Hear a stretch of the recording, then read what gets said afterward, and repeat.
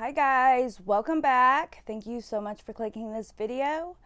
So this video is going to be a little bit harder for me because I want to talk about Mysterious Tea and Radiant Britt going after Peter Monn.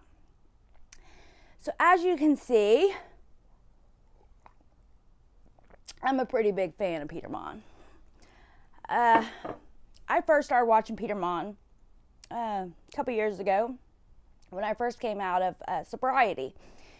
I didn't go to meetings or anything like that because really there's none around here. There's AAA, which, if you know anything about it, a lot of times you get looked down upon from those because they just think, well, their problem was only alcohol. But anyways, so Peter talks a lot about his sobriety, and he helped me through like my darkest days. So I'm gonna get emotional. So like I seen how happy he was, how far he came, and like that's just what I held on to. So there is a very special place for Peter. There were days, right after where I was just in a really dark place with my depression and my mental health. And, Peter's not for everybody. He is too much, but that is exactly what I needed at that time in my life. So I think a lot of people don't watch Peter because I know a lot of people think, well, he talks about the same creators, and yeah, I get that. And actually, I don't even agree with what he talks about. But I think most people who watch Peter for him. And again, Peter's not for everybody, and I completely understand that. But for me, I have like the opposite personality from him. So it's like, and I feed off people's energy. So when I start my day watching him, like that's the mood. That's what sets my mood for the day. So that's why I really enjoy Peter. So yes, I'm a little biased on this situation. But I watched well, for one, I was actually very surprised Mysterious Tea actually started talking about this situation. Because, for one, the situation's old. It's from years ago. It's like 2018. And I had to go back and rewatch Mysterious Tea's stream she did. Because I actually really like Mysterious Tea. I enjoy a lot of her content. Like, when I first started my channel, she's one I watched a lot. She taught me to, take a little bit more pride in my channel. Not just to go throw stuff out, without doing proper research. Which I don't. I spend so much time doing my research before I even make a story. Which sometimes it sucks because I feel like I'm so late in the game because I'm not the first one to put a video out about it. But I want to make sure, I've done everything. I've looked through everything I can. Sometimes I look through too much and then it takes too much time, but I want to make sure I'm getting facts out to you guys. I don't, that's just me. So I was a little surprised she brought this up. So I watched the stream and, actually I agreed very much with the stream. She talked about what is wrong with tea channels and drama channels. Although I think she wasn't right about Peter, I think she should have done a little bit more research. As she even stated in the stream, she didn't even know anything surrounding it. Again, maybe I'm biased. I don't know. You guys tell me. But I just feel like I was a little disappointed to see her talk about that because I just feel like she did not do, her research. And then somebody sent it to Radiant Britt, and Radiant Britt picked it up and she ran with it. Okay. So I understand where Radiant Britt is coming from, where she talks about, it was hard to do like the research and to hear more about it. I'm sorry. Let me clear my nose. Okay. So I know it was hard for her to like really do her research and find out information because Peter, he talks a lot. Like his vlogs are hours long. He goes multiple times a day. So yeah, it is hard to, go through all that. Completely understandable. That's another reason I think some creators like to do streams because they can throw in little shady disses and it just go under the radar because no one's actually just sifting through hours and hours of information, right? So, I understand that she didn't have all the proper information. So, I'm not going to hold her accountable for that. I get it. I also feel like she made a part 2 on it, got back up and spoke about it, that she didn't receive all the information, which I think was cool. I appreciate that. But then I guess I kind of still feel like she kind of like pushed the narrative, though, like she was still right about this or that, or I don't even know if it was that.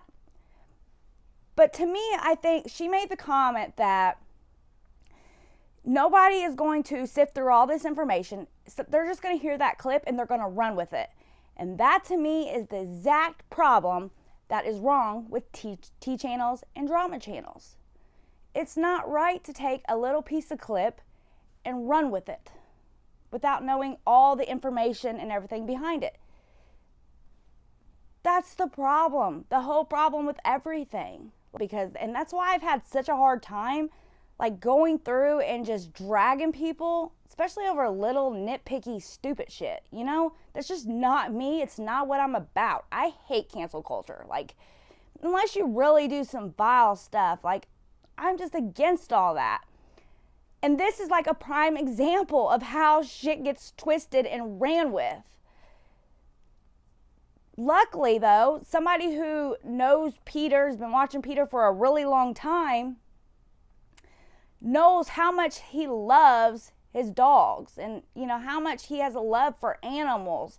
So that's why when I first heard this, the very first thing I did was reach out to Peter because I knew there had to be something, like there had to be an explanation because I sat there and watched Peter cry about pee-pee. Years later, like he still talks about pee-pee and he still gets choked up. So I know his love for his fur babies. Okay, so if you're not really sure what's going on with this story, so Peter got this dog at 6 weeks old, and the dog was very aggressive. So he had this dog till 11 years old. That's when he had to finally put the dog down. This dog was a very aggressive dog. His mother didn't step foot around into his house, come around for 11 years because of the dog. He couldn't have relationships. He talks in the video how, he always put this dog first, and how Alex even made a comment about, who Peter would pick, and then Peter was like, you don't want to know that answer, because it's not going to be him. It's going to be the dog, because Peter loves animals, Thousands and thousands of dollars on training and vets, and he even took the dog to a vet school in Purdue University. So it seems like he did try to do everything he could for this dog. He did do the training, and it just, for Britt to get up on her platform and say, well, maybe you waited too long, maybe if you did this sooner, like when the pup was younger, it would have made a difference. You don't know what he did. Like, you don't know. You weren't there. Again, you're just taking a piece of information of what you heard, and you're making your own narrative about it. So then Peter finds out that this dog actually has a brain, a problem with his brain, a neurological problem. So which could be explained why this dog was so aggressive. The dog was, what did they say? It was like too inbred. Whoever was breeding these dogs obviously was doing it, sounds to me, over money. They didn't really care about the dogs. And sadly, when inbred happens, a lot of bad things can come out. A lot of problems can come from these dogs, come along with these dogs. Because when you talk about putting dogs down, like, what uproar this is going to cause. So Radiant Britt put that, she wasn't talking about this to, scrutinize Peter, to cause anybody to harass him, to insult Peter. it was to open up a conversation and to talk about it. But what did you think was going to happen when you got on your platform and you said this person put down a healthy dog?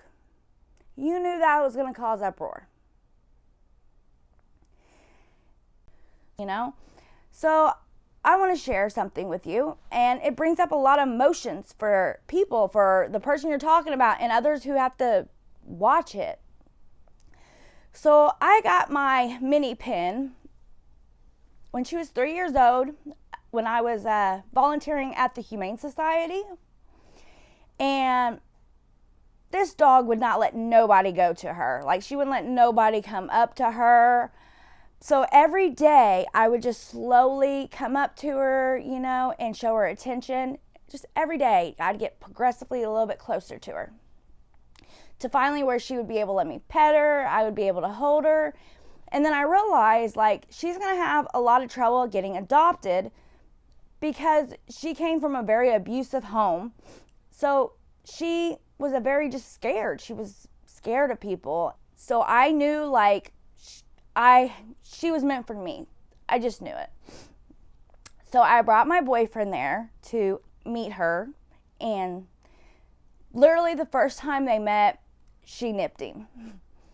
She was like really scared of men. So I don't know if it was a man who beat her, but she did not like men at all. So through the years, she still, like, it took to the end of her life, and she was 12 years old when I had to put her down. And finally, like, when she was around 11, 12 years old, she finally would let him, like, give her a treat and maybe get like 1 or 2 pets in before she would run away from him. And every time he would walk out of the room, she would hurry up, run up to him, jump up, nip his butt, and then come hide behind me. Like, this dog was my right hand.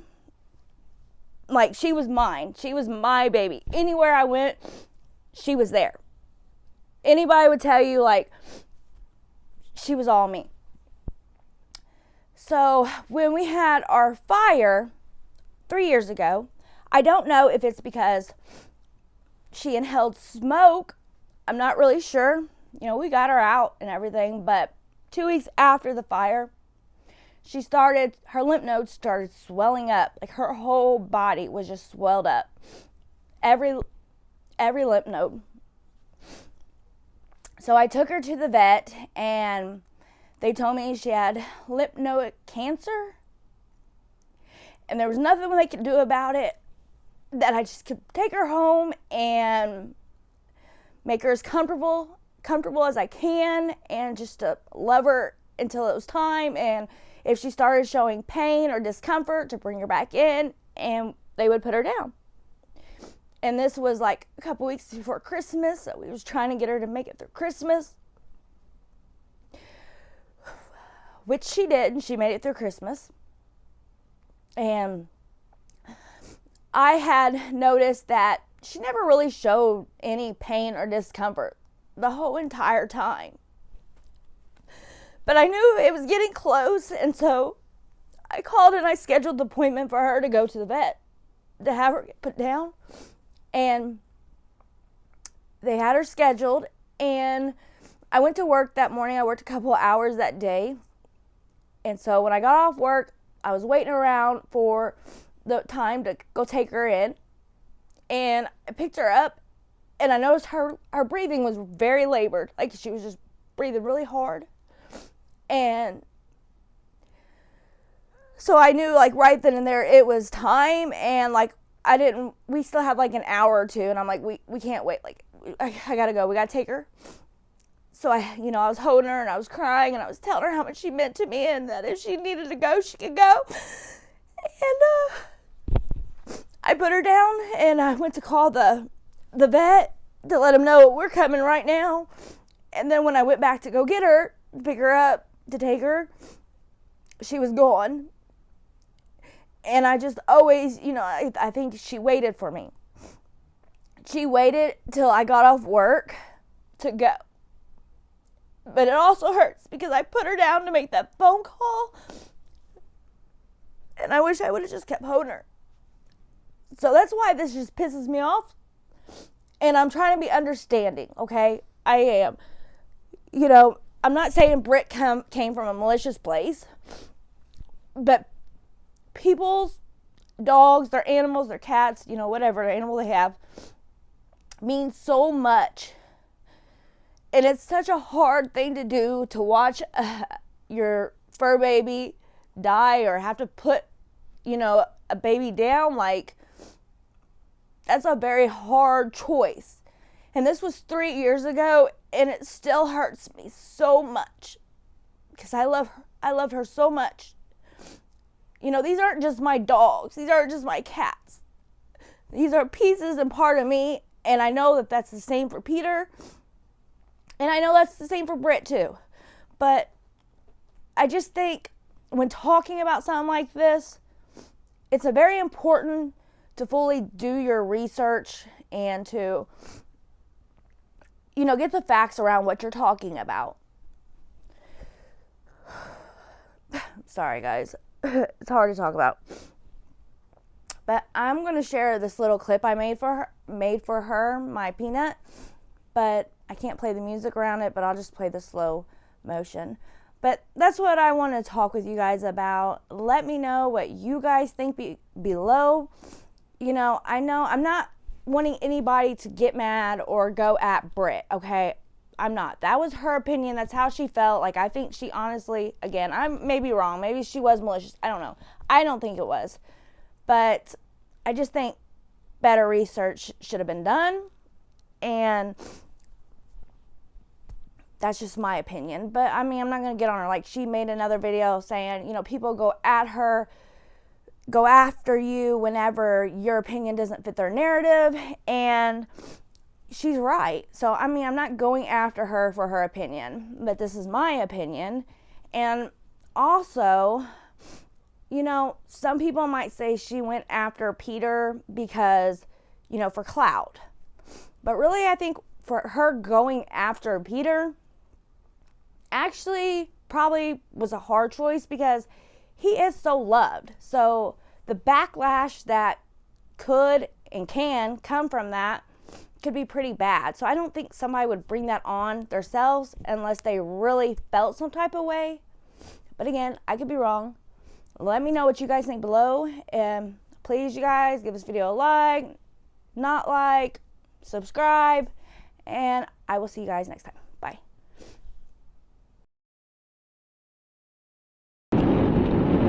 So say I made up my story and switched it for convenience.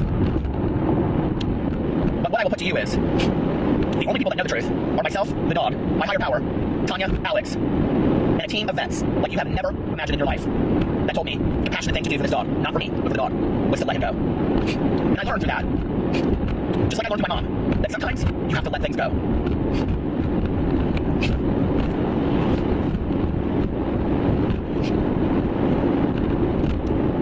I do not regret the decision I made. However, when you throw something out there, y'all saw the first clip, when you hear that and you don't hear the entire story, people are going to come to conclusions and they're not going to always dig around to try to find what other info there is. Peter's Couldn't be on a farm. The vet told us that.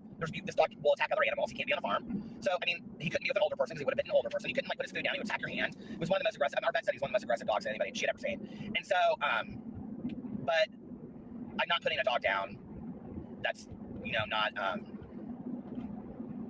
that's not unhealthy. I mean, but your dog wasn't unhealthy either. These people are just so disgusting. I swear to God, you guys, like, I'm telling you, these channels, they probably have some really deep skeletons in their closet, because when you can't even admit that you're wrong on something that you're clearly wrong on, then you got some problems. I'm sorry, you do. KF, my head blown. I mean, these people are just so, they're so gross. Like, who puts a dog down for a relationship? Yes, Mike and Nectar. These people are disgusting. The people that enable them are disgusting. I agree. hope that Peter's fans start calling him out on this. This video has only 918 views. I'll link Mysterious Tea's video down below if you guys want to watch it in its entirety. It is 2.5 hours. I don't know what else is in that video, so I can't speak to anything else, but this clip about Peter has me fired up. Nobody should be ignoring things like this, and I hope that this spreads, and I hope that people start hearing about it, and I hope that people start calling him out. Why in the world? And on top of it, you know, when Alex moved in with Peter, he had a dog of his own. So it almost seems like this other dog was put down in order to make room for Alex and his dog.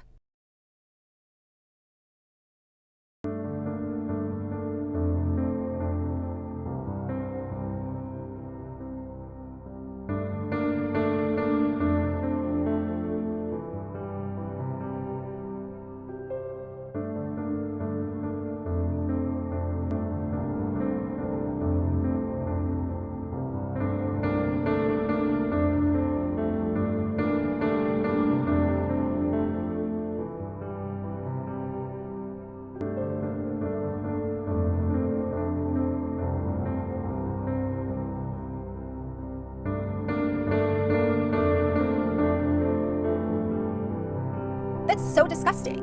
Where is that acceptable?